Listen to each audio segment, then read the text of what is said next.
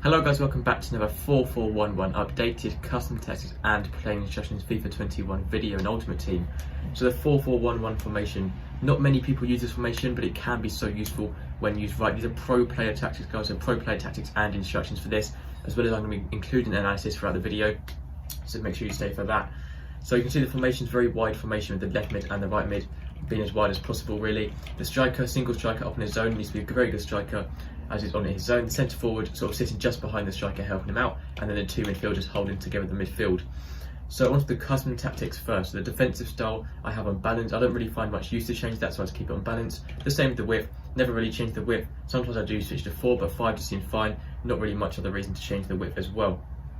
For the defensive depth, I recommend using 7 depth. That's obviously 7 and above depth gets that automatic offside trap, so you do want to be playing at least 7 depth. 8 depth seems a bit too high, so 7 is the perfect amount for the automatic offside trap, but also not too high up the pitch. So I recommend do go with 7 depth in this formation. It's quite an attacking formation as well, obviously no CDMs, so 7 depth can help sort of create it more attacking and sort of help get the most out of the formation. The offensive style on this formation, I recommend using fast build up. The reason for this is sort of when you get the ball, you can really get the players high up the pitch very quickly compared to normal, and get the ball straight to those left mids, right mids, the centre forward and the striker, those attacking players. If the players in box, I recommend to leave that on 5 or 6. It doesn't really change too much. So the width was on 10. The reason for the 10 and width is just to really push up those left mids and right mids. So having the width on 10 only affects the left mids and right mids. Every other position on the pitch will be the same, but just to really push those left mids and the right mids out as wide as possible, right up against the touchline, so they're as wide as possible, making them as useful and attacking as possible. So you do want to be using that. It works really, really well. If you really don't feel comfortable using that, you can definitely drop it down to maybe 7 or 8, or even 6 if you want to, but I try and recommend on this formation keeping it as high as possible, and then you can still cut in manually if you want to as well. For the players in box, like I said, 6.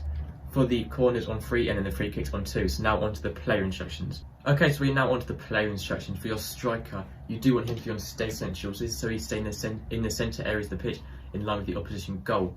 You also want to be using getting behind, so he's making forward runs behind the opposition defenders, and you want to leave the interceptions on normal, and in the defensive support you want that to be on stay forward, so he's always at the top of the pitch on his own and not dropping back when defending. That's very important. So when you have the ball deep, you can play it straight up to him and he's not going to be far back in the pitch, so you can get a counter attack going quickly. That's the same with your left mids and right mids, so you want both of these left mids and right mids to stay forward for the same reasons.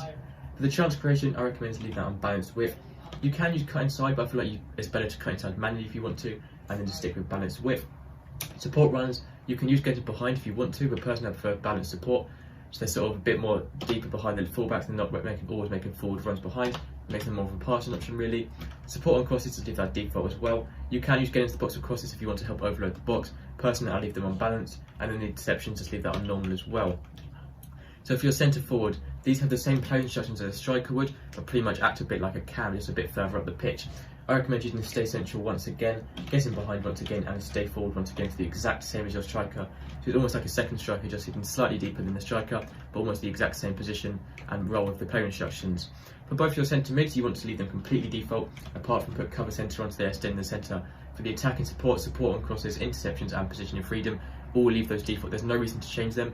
You want them to be sort of as free as possible to do what they want, and putting too many instructions can make it a bit too hard on the formation, sort of mess the formation up a bit too much. You can use stable while attacking if you want to make one into a CDM, but personally I just leave them all default and don't change anything there, apart from cover centre on both of them. So for your two centre backs, once again leave those both default. For your full backs, your left back and your right back, use stay back while attacking, so they're staying back in the defensive line.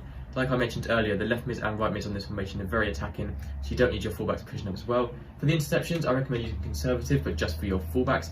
They're sort of saving a bit more energy, it's just a bit more useful. That is what most people seem to do. And then the run type, use overlaps, they're making overlapping runs on the outside. That is very important. You do want to be trying to use overlap. So then lastly, onto the goalkeeper, you want to be using comes to crosses, so your keeper's coming for his line a bit more to defend corners and crosses. And you want to sweep a keeper, so your keeper's coming outside of his box a bit more, being a bit more aggressive to challenge loose balls and stuff like that from your opponents.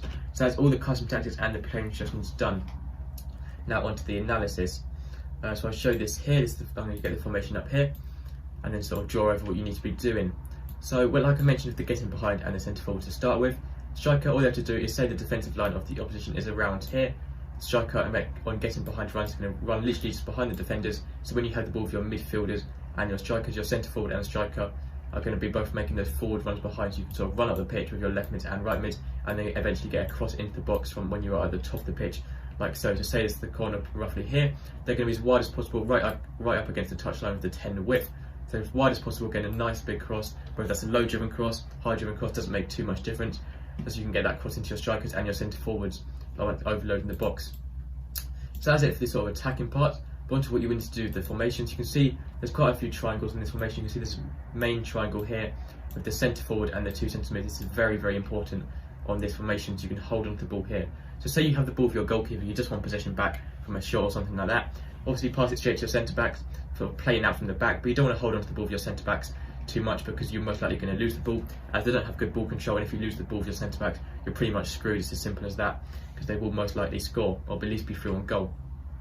Your fullbacks isn't quite as dangerous to have the ball on, because it can actually be quite useful to run up and down the wing, helping out for your left mid and right mid, but mainly you want to have the ball on this centre mid, sort of the centre of the pitch with these 2 centre mids here, and the centre forward with this link up play here, the triangles here. All you have to do is just hold on to the ball, just be patient football. That is the most important thing on FIFA, patient football. That's all you have to do. Wait for your strikers and your left mids and right mids to make good runs. Don't just rush the ball to them, wait for them to make the perfect run behind the defenders, but when you get to the ball to them, and then all you have to do is make an easy pass right through, so they are going to be through on goal like that. So just patient passing it around. If you have to, pass it down to your defenders once again, and sort of start out from the back, just recycle the ball. If you mess up, and all you have to do is, say you have the ball for your left mid or your right mid or your striker, sort of around the box, and you literally can't get anywhere, instead of just losing the ball and having a risky shot or something like that, just pass it back to your centre mid, recycle the ball and start again, just passing it around, and then wait for that opportunity again, and that is how you'll get much better and hold on to possession much easier as well. So less likely going to concede and more likely to score. So that's everything for this video pretty much. That's all I have to say. The reason for not using getting behind on your left mid and right mid, because say you're passing around here and your left mid and right mid making forward runs behind, then maybe it's sort of one less passing option and can be a bit harder to get the ball to them. So that's literally it for this video. That is the 4-4-1-1 custom tactics and play instructions. So thank you so much for watching. I'll see you next time. Make sure to subscribe, and goodbye.